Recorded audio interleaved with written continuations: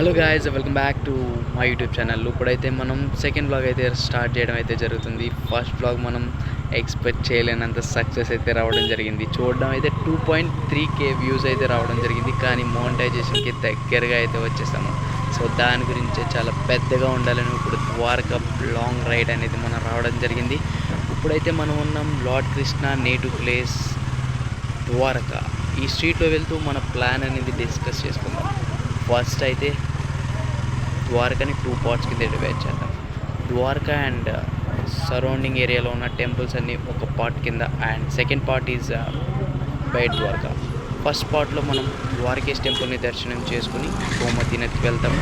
గోమతి నది అయిపోయిన తర్వాత బడికేశ్వర్ మహాదేవ్ టెంపుల్, నెక్స్ట్ నాగేశ్వర్ జ్యోతిర్లింగం అండ్ గోపితలాకి వెళ్ళి ఫైనల్గా మనం వెళ్ళాల్సింది బయట ద్వారకా అయిపోయిన తర్వాత రిటర్న్ ద్వారకా వచ్చేటప్పుడు మనం వెళ్ళాల్సింది చింటూబాయ్ తోడా సైడ్ దేదో భయ్యా.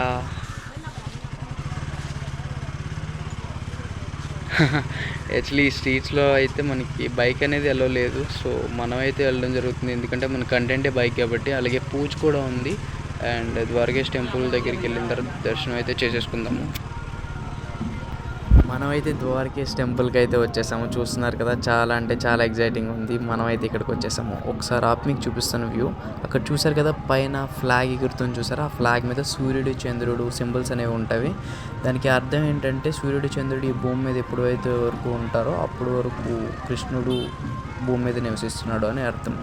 సరే, మనం ఫ్రంట్కి వెళ్ళి పార్క్ చేద్దాం బండిని. సో పూజ కూడా ఉంది, లోపలికి వెళ్ళి దర్శనం అయితే చేసుకుందాం. సో అక్కడికి వెళ్దాం, నాతో రండి. చూసారు కదా, ఇది చాలా అంటే చాలా బాగుంటుంది. స్ట్రీట్స్ అనేవి చాలా చిన్నగా ఉంటుంది. సో ఇక్కడ వీళ్ళందరూ నడుస్తూ ఉంటారు కదా, చాలా ఇబ్బంది అయిపోయింది. బట్ పూజ బండికి అయితే చేయించాలి కాబట్టి సో వచ్చాను ఇక్కడికి. సో చూసారు కదా, అండ్ అక్కడ చూసారు మీరు, అక్కడ ఏంటంటే భక్తులు వాళ్ళకి మన కృష్ణుడికి ఏదన్నా ఇవ్వాలనుకుంటే అలా అలా ఇస్తారు. అదిగోండి అక్కడ మీకు కనపడుతుందో లేదో ఒకసారి చూడండి. సో అవి చూస్తున్నారు కదా తర్వాత. సో అలా ఉంది కదా, కృష్ణుడికి ఏమన్నా ఇవ్వాలి అనుకుంటే అలా ఇక్కడ ట్రెడిషన్ ప్రకారం అలా బొట్టులో పెట్టుకుని తీసుకునేది సమర్పించడం అనేది జరుగుతుంది. సో ఆ లోపల అయితే వాళ్ళు ఇలా గట్టిగా డ్రమ్స్ తోటి వాటితో తీసుకెళ్ళడం అయితే జరుగుతుంది. చాలా బాగుంటుంది.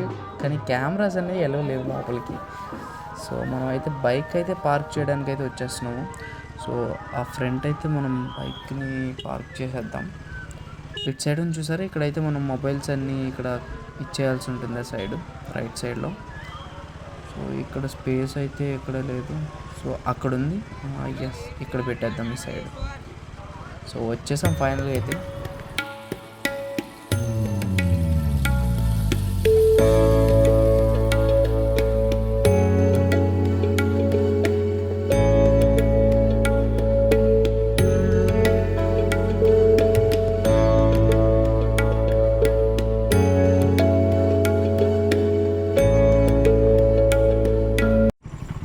ఇప్పుడైతే మనం గోమతి నది దగ్గరికి అయితే వచ్చేసాము. కనపడుతుంది చూసారా అక్కడ హ్యాంగింగ్ బ్రిడ్జ్, దాన్నే హ్యాంగింగ్ బ్రిడ్జ్ సుధామ సేతు అని అంటారు.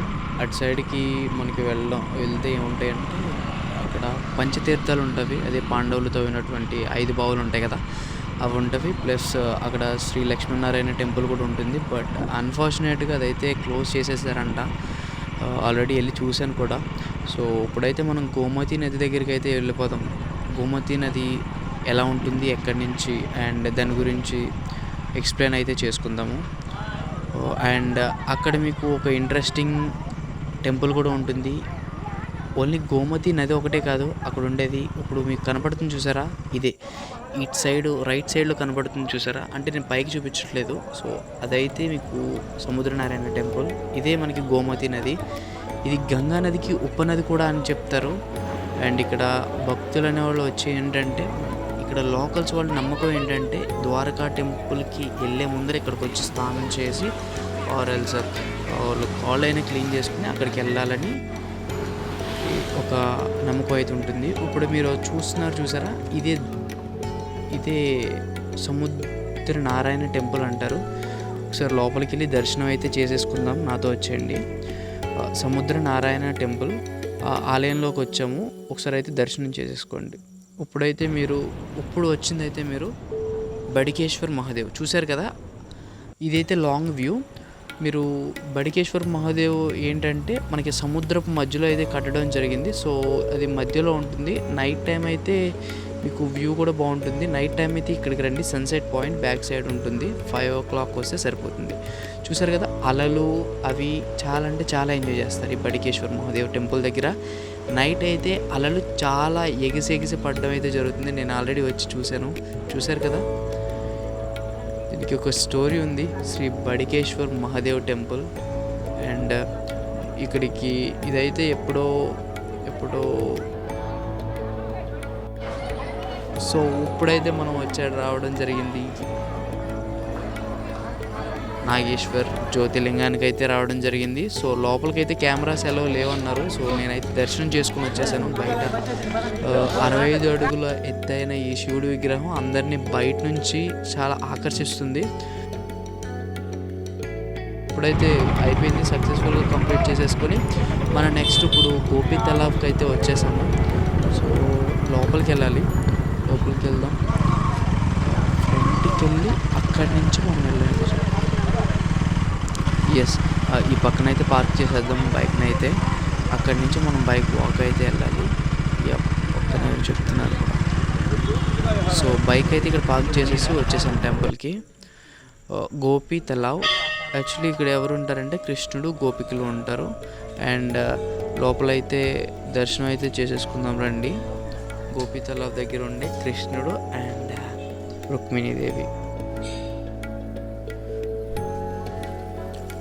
ఈ దర్శనం అయిపోయిన తర్వాత మీరు గోపి తలావ్ చెరువు ఉంటుంది కదా, ఆ చెరువు దగ్గరికి అయితే వచ్చేసాము. ఇక్కడే ఎంతోమంది గోపికలు శ్రీకృష్ణుడు తను చానించిన తర్వాత ఇక్కడే అది తట్టుకోలేక గోపికలందరూ ఇక్కడే లీనమైపోయారని చెప్పుకుంటారు. సో ఇప్పుడైతే మనం బేట్ ద్వారకా అయితే వచ్చేసాం సక్సెస్ఫుల్గా. బేట్ ద్వారకా ఇదే మనకి సుదర్శన్ సేతు హ్యాంగింగ్ బ్రిడ్జ్ అంటారు. యాక్చువల్లీ 2024 నుంచి అయితే స్టార్ట్ చేశారు. సో ఇక్కడైతే వచ్చేసాం. లోపలికి వెళ్ళాలి. ఇక్కడ నుంచి లోపలికి వెళ్తూ మనం మాట్లాడుకుందాం. కమాన్. శ్రీకృష్ణుడిది ద్వారకాలో ఉండేది ఇదే. స్లిప్ పోస్ ఎలా లేవంటున్నారు. సో వాళ్ళు అన్నారు బట్ ఎలా ఉంది. సో వెళ్ళిపోతాం మనం అయితే లోపల చూస్తున్నారు కదా, ఇదే మెయిన్ టెంపుల్ అయితే ఇదే. యాక్చువల్లీ ఏమైందంటే ద్వారకా మునిగిపోయిందని మీరు వినే ఉంటారు. బట్ దిస్ ఐలాండ్ అయితే, ఈ ఐలాండ్ అనేది ఒకటి మునక్కుండా ఉంది చిన్నగా. సో ఇది నాటి ఐలాండ్. దీంట్లో ఒక చిన్న ఊర్లు ప్రతిదీ ఉంటాయి. చూసారు కదా లైన్ ఎంత ఉందో. ఈ లైన్ మొత్తం కనబడుతుంది స్ట్రైట్, అది ఆలయం. చాలా అంటే చాలా బాగుంటుంది. సో నేను మీకు చూపించడానికి ఏంటంటే నేను బోట్ ఎక్కాను. సో ఈ బోట్లో నుంచి మీకు సుదర్శన్ సేతు క్లియర్గా కనపడుతుంది కదా, చూసారు కదా, ఇదే సుదర్శన్ సేతు. అండ్ అటు సైడ్ కనపడుతుంది మీకు అదే ఐలాండ్, చూసారు కదా, అదే ఐలాండ్. అండ్ ఇది సుదర్శన్ సేతు.